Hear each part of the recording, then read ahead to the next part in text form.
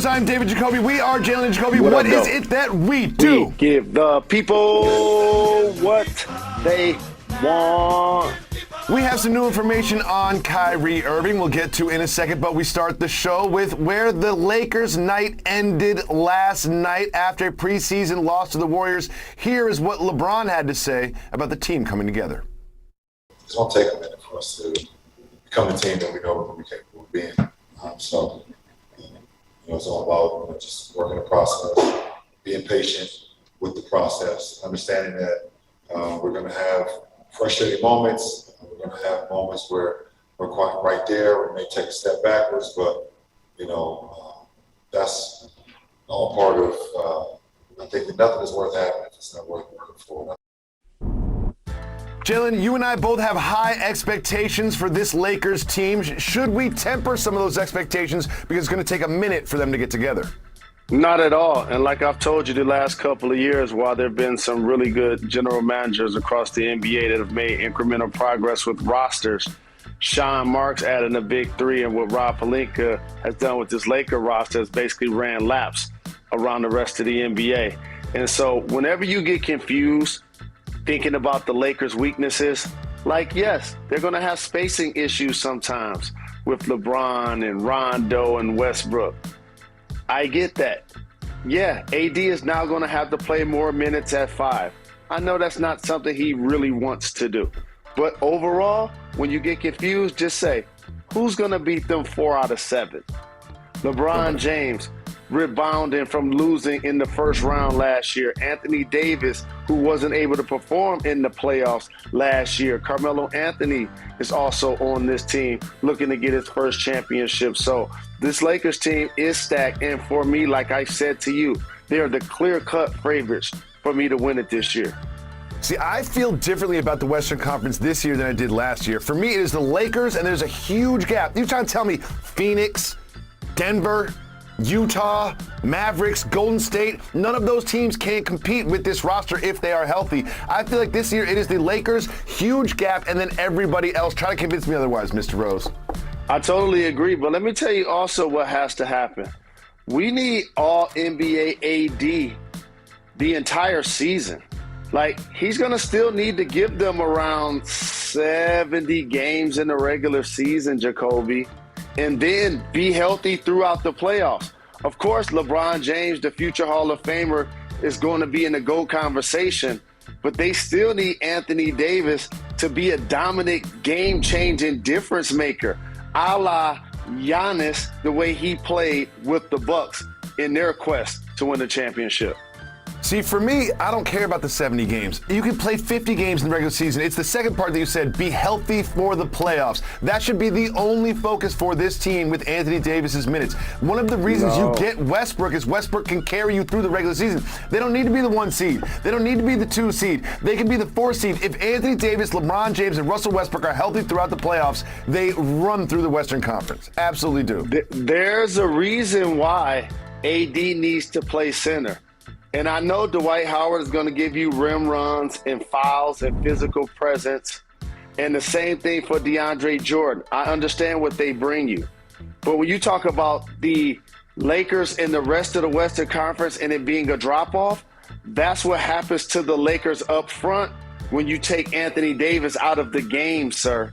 They're going to need him for more than 50 games when they're going against stout competition in the Western Conference, when Rudy Gobert comes to town, when the Joker comes to town. They're going to need him out there to ball to protect seeding. Remember, they failed to the 8th spot last year. That gives you no room for error. This team, I believe, is going to offend. Hopefully, they have a top 3 record. That's what you hope this squad has. Mm-hmm. Once you start falling into the 4-5 game, that's where it starts to get a little tricky. Well, I can't imagine this Lakers team, if healthy, falls to a 4-5 situation. I have very high expectations for them. I don't care what LeBron James says after the game. I don't care how long it's going to take them to gel. This team is the best team in the Western Conference, and I believe will prove it if they manage to stay healthy. And I love the addition of Russell Westbrook to the team that they had last season. Mr. Rose, the team that we expect to see in the finals with the Los Angeles Lakers are the Brooklyn Nets. However, the Kyrie Irving drama continues. The latest is this, that he is not taking an anti-vaccine stance. He is standing up for those that have lost their jobs due to vaccine mandates. Kyrie Irving is a very philanthropic human being. He has done some great things for some great causes. But what do you think about this from Irving?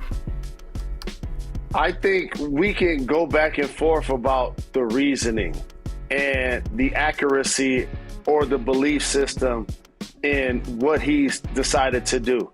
This is his right, Jacoby.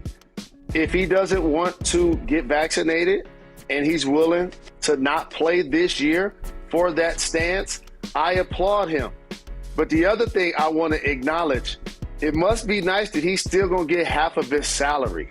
I think that's the underreported part of this. A couple of lines of demarcation took place that I want people to pay attention to. It was at first he could not practice. So therefore, for me, that meant he was going to not be available to the team all year, and then they were going to have to decide what to do with him on the road.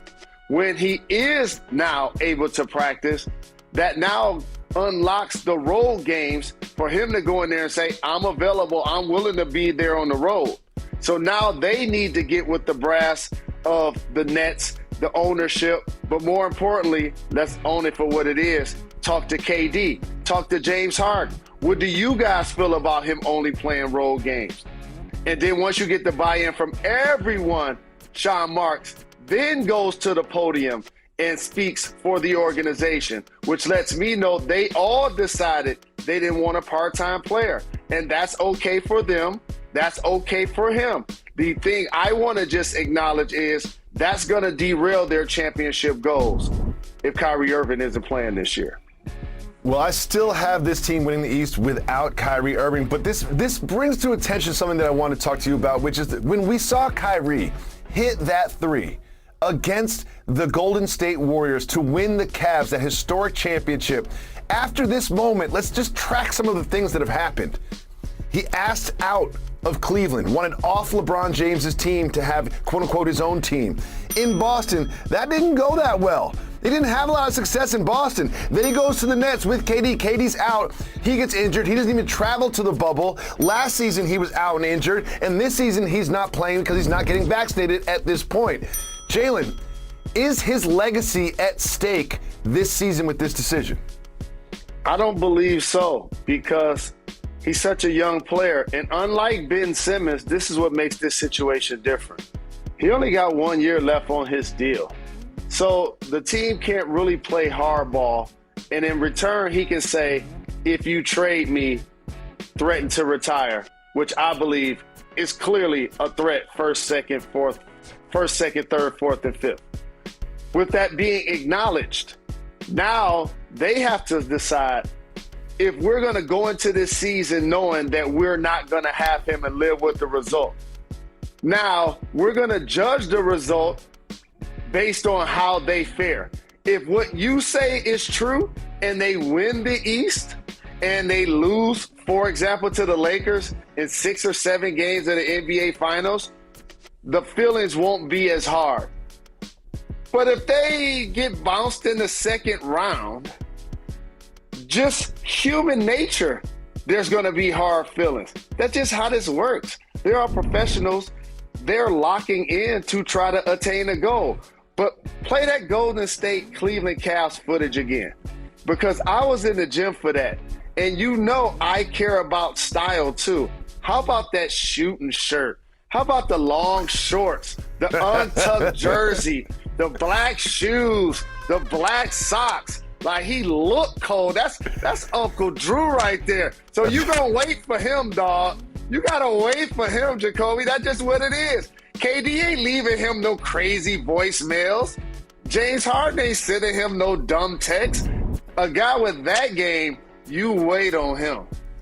Well, we always talk about the playoffs, and there's a lot of basketball to be played before we even get there. And I predict a lot of success for the Brooklyn Nets with or without Kyrie Irving. Now, Jalen, we all know I jumped on the Bills bandwagon, and I'm now part of Bills Mafia. But it was so much fun when they were underdogs, and it was jumping on this Buffalo thing, sort of a small city, and they weren't expected to win. But now when you look at the AFC odds, thank you, Caesar Sportsbook, you will see that the Buffalo Bills are now favored to win the AFC. This is unprecedented territory for the Buffalo Bills. Do you still have Buffalo, Bills Mafia, Griselda as your favorite to win the AFC? So if you look at each of these squads, Jacoby, they all have a unit I'm extremely impressed with. Obviously, the Rams add Matthew Stafford as a quarterback, but defensively, you have Jalen Ramsey and Aaron Donald. You know, there's a question mark at Cleveland. Odell Beckham. Period. Baltimore, you have Lamar Jackson, and you know how it's standing. He's been throwing from the pocket and scrambling. The Kansas City Chiefs have seen Patrick Mahomes throw 6 interceptions, and your Bills Mafia, Buffalo Bills, has a unit that's not just offensively with Josh Allen and Stephon Diggs, but you're ready for this? Talk to me about the defense. The game changer has been the Buffalo Bills defense. That's what people need to start talking a lot more about. Absolutely. Their defense is unprecedented. They rank number 1 in almost all the statistical categories, and they've got Rousseau, the rookie, playing really well. There, you see the pick sixes. They seem to get one every single week. They've got 2 shutouts. Like, this Bills team, to me, is the favorite to win the AFC. But my sneaky number 2, it's not the Chiefs.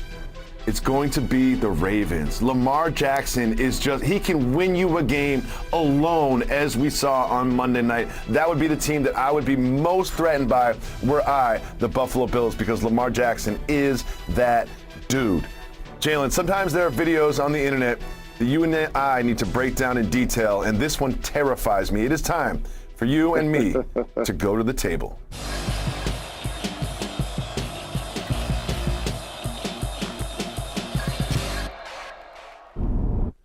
Jalen, yesterday we celebrated J.R. Smith and his debut in a collegiate golf tournament, and there is some new video from that same tournament that terrifies me. Jalen, I don't know if you know this, but I'm allergic to bee stings and hornet stings, and watch J.R. Smith be attacked by a swarm of hornets while playing golf. This is so triggering to me, I can't even watch it. Is it just you or JR? But all of us are allergic to getting stung by bees and hornets, right? Oh my God. Jalen, sometimes you say things that I don't even think you mean. I'm allergic to bee stings. I will swell up everywhere. My throat will cut off and I will die. Everyone else just gets a tiny little bump. You really don't know that people are allergic to bee stings? Well, if I get stung by a bee, I may have the same symptoms, emotionally, psychologically, and physically. That makes me allergic as well to bee stings.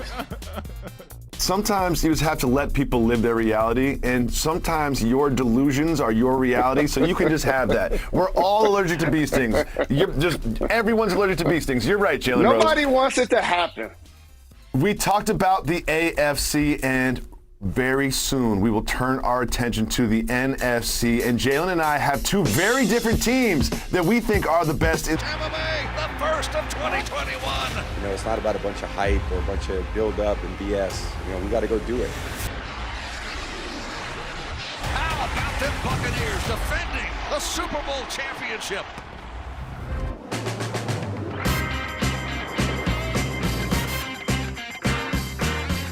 Coming to you live above the Heineken River Deck here at Pier 17 in the Seaport, New York City. Welcome back to Jalen and Jacoby. Jalen Rose, we just discussed who our favorites were in the AFC. It's now time to turn our attention to the NFC. You and I disagree on this. Who's your favorite to win the National Football League? Well, it's only a handful of games into the season, and it's only one team undefeated. That's the Cardinals. There have been a couple of stumbling blocks, obviously, for the Rams. But the Tampa Bay Bucks. Has Gronk been playing the last couple of weeks? No. No, he has not. I've seen Evans catch a couple of touchdowns. How many touchdowns did Tom Brady throw this weekend? One, two, three, four, five. And shout out to the Dallas Cowboys. They've been balling as well. 2 running backs playing well. You know, CD Lamb going deep, Amari Cooper. But again, Watching Antonio Brown, yeah, look at AB, yeah. That's my choice. Until I see somebody putting pressure on Tom Brady, that's my choice. Well, Jalen, let me tell you why you're wrong about the Buccaneers. There is a team in the National Football Conference, and please put the odds up again because this is something that I might even wager on, that is complete, that has weapons and star athletes on both sides of the ball, and that is the team at the bottom of that list right there, the Dallas Cowboys.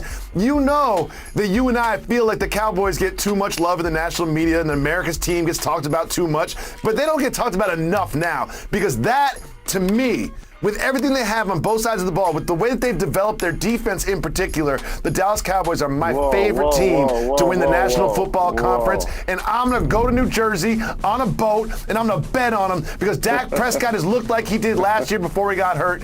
And Trayvon Diggs has more interceptions than most wide receivers have receptions this year.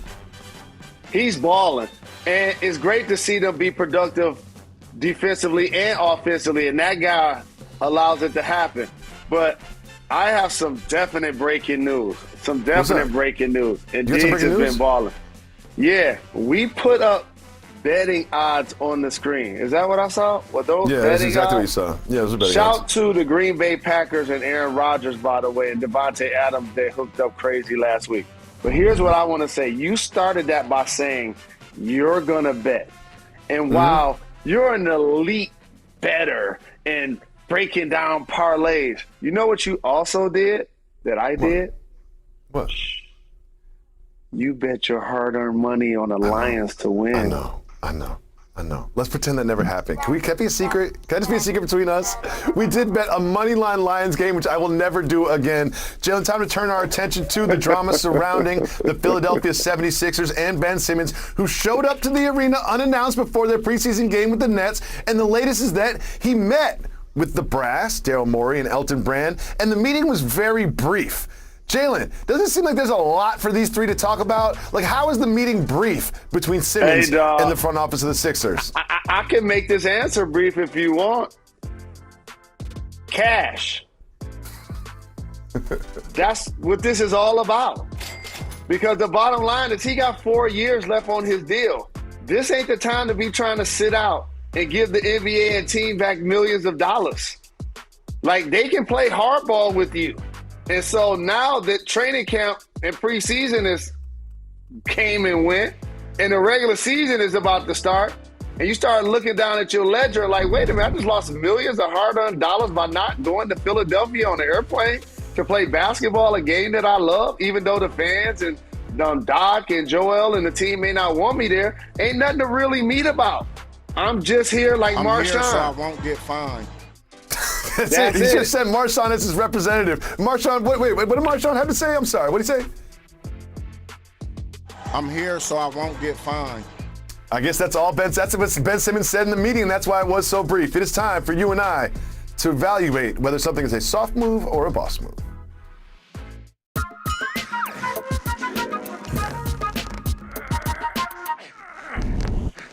Derrick Rose got engaged, but he didn't just propose in any normal way. He proposed on the floor of the world's most famous arena, Madison Square Garden. Jalen Rose, soft move or boss move, proposing to your now fiance on the Madison Square Garden floor.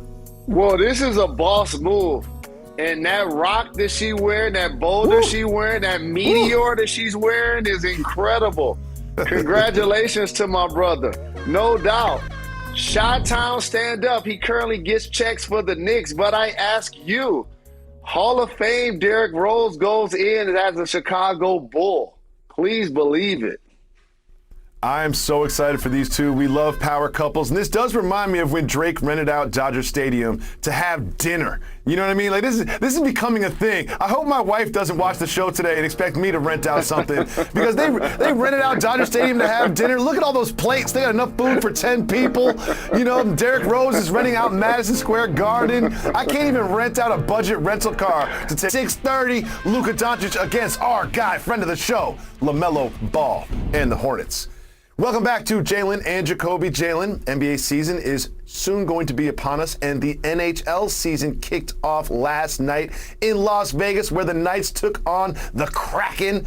And take a look what happened before the game even got started. They really know how to put on a show in Las Vegas. They had the Knights skating to center ice with the visuals that you see here. What do you think about this pre-game performance?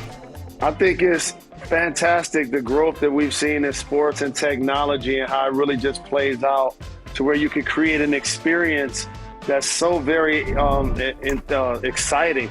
But I have to say this about the Seattle Kraken nickname. That's probably my favorite in sports right now.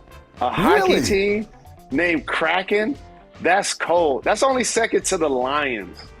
You know what I mean? Everything comes back to the Lions when you're talking with Jalen Rose about sports. We have a special guest coming tomorrow. Who is joining us on the program in just 24 hours? Jacoby, the Butcher coming. The Butcher's coming? Benny, the Butcher coming. The Butcher coming. Benny the Butcher of Griselda. Black Soprano family.